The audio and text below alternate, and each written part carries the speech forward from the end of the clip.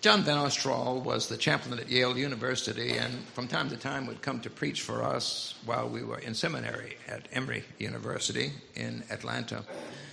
He always said something worth remembering, but one powerful statement he made. He said, we're very good at dealing with wilderness places. What we do is we tear them down and replace them with deserts.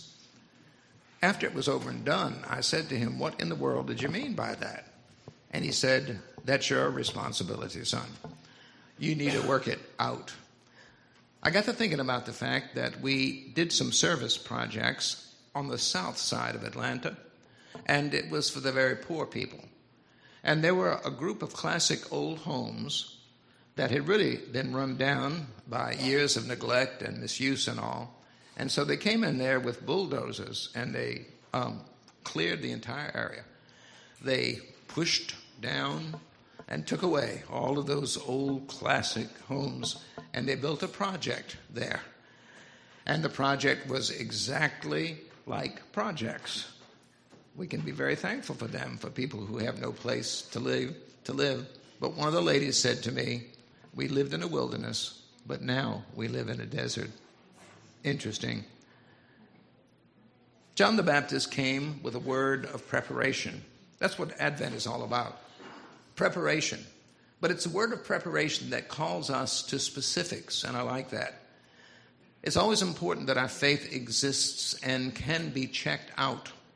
By their fruits you shall know them. By their love they'll know that we are Christians. And in this particular passage he says, one of the things is, let's make the crooked places straight.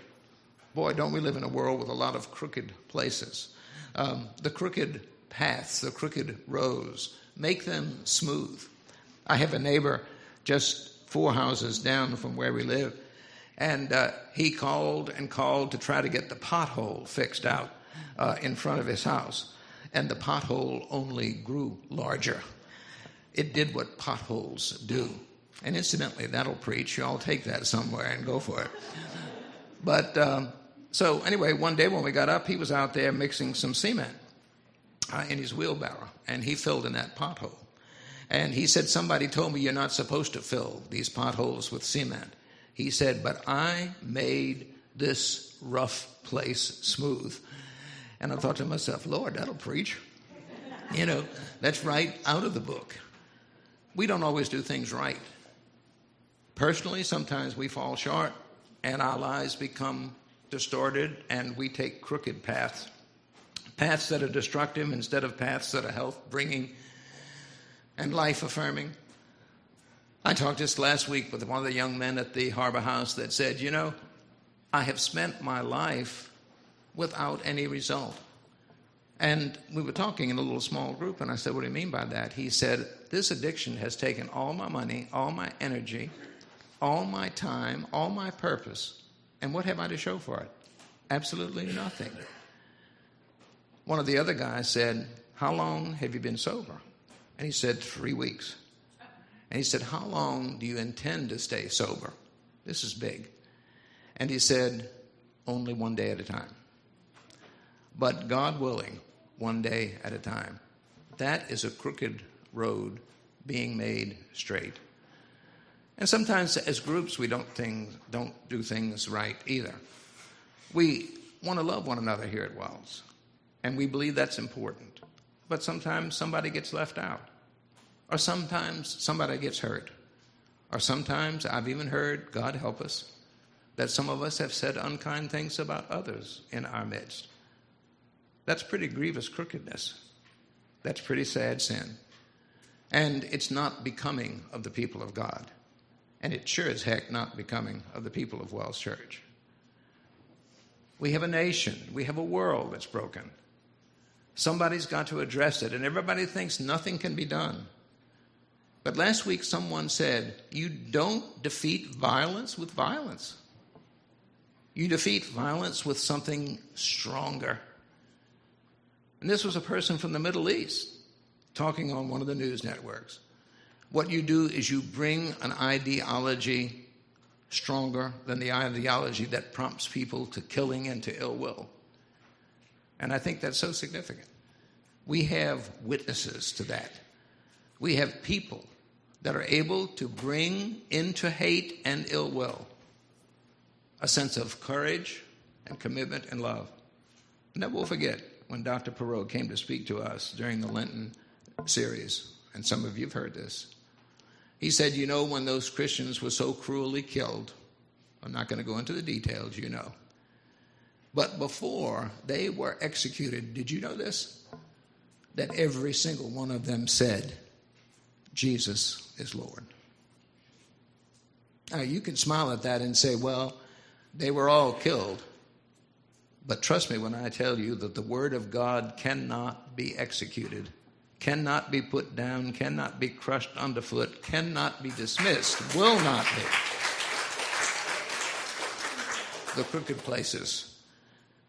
places in our personal life, in our corporate life, in all of our life, let's get God's help and let's work on it together.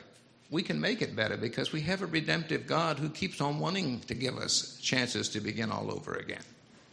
And then the other thing is, what about these valleys, these deep valleys of life, these empty places in life? I talked 2 weeks ago to a kid in my youth group.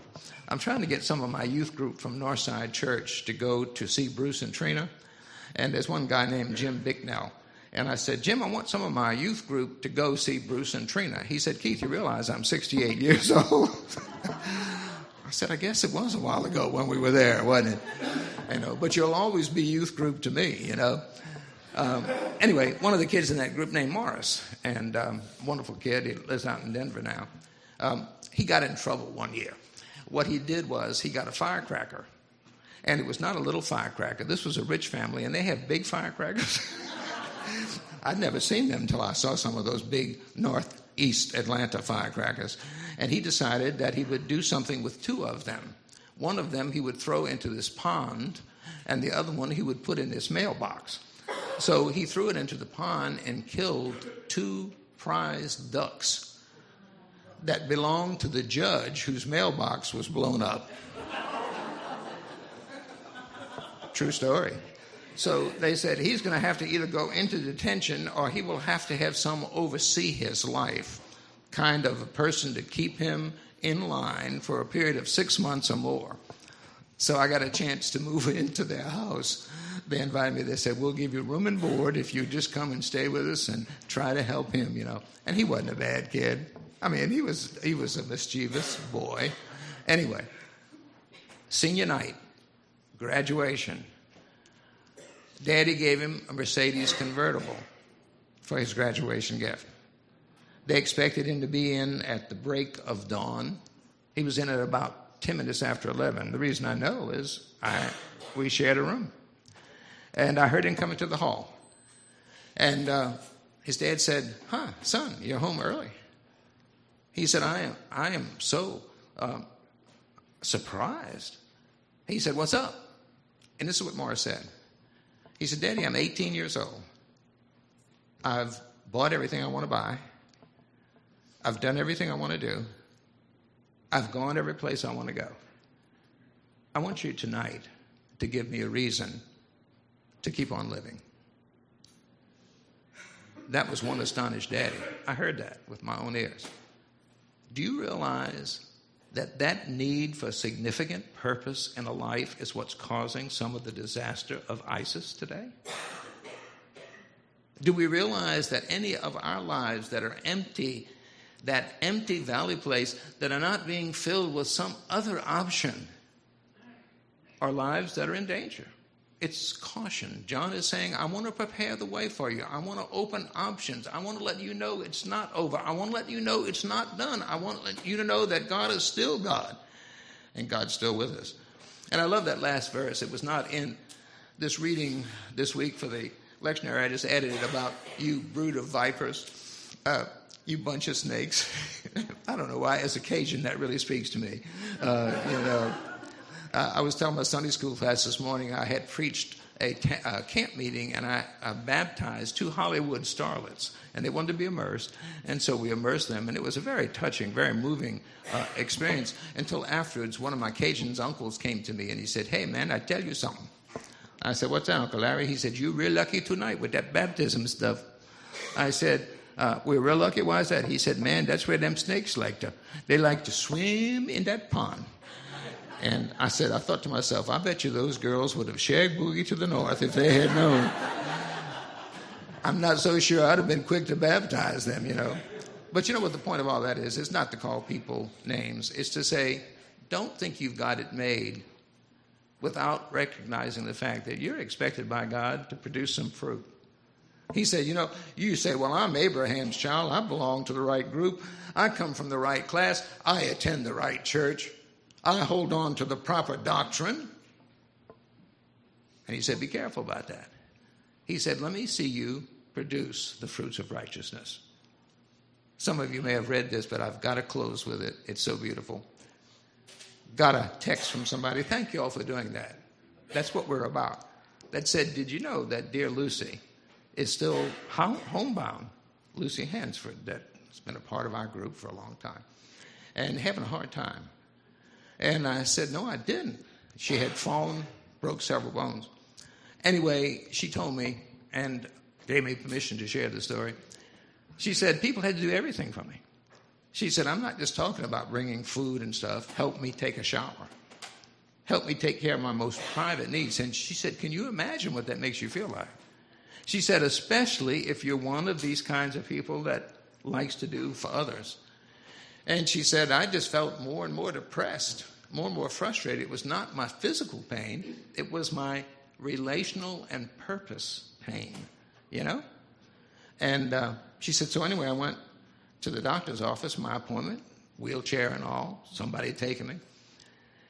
Our grandmother was sitting right over there from this neighborhood with a 13-year-old grandson, and they were waiting for their name to be called, and it was called.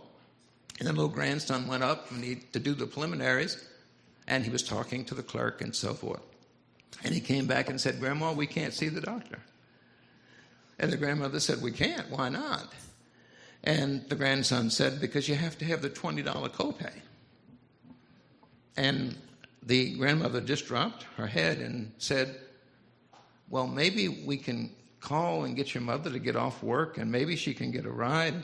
Maybe. And Lucy said, ma'am. And the lady said, what? She said, excuse me, but I'm not trying to get in your business. And she said, but I couldn't help overhearing you. And she said, I've got this $20 bill. And I was wondering what to do with it today. And the lady said, oh, I couldn't take it because I don't think I could pay you back. And Lucy said, honey, you just paid me. I have been wanting to do something for somebody else for so long, with so many people doing so much for me. Please take it with all my love. I hope she got a good report from her doctor because she got to see him that day. I hope that you and I get a good report from our divine physician when you and I find ourselves in this or that wilderness, but are determined and equipped by the Spirit of God to produce the fruits of righteousness no matter what. Amen. Let's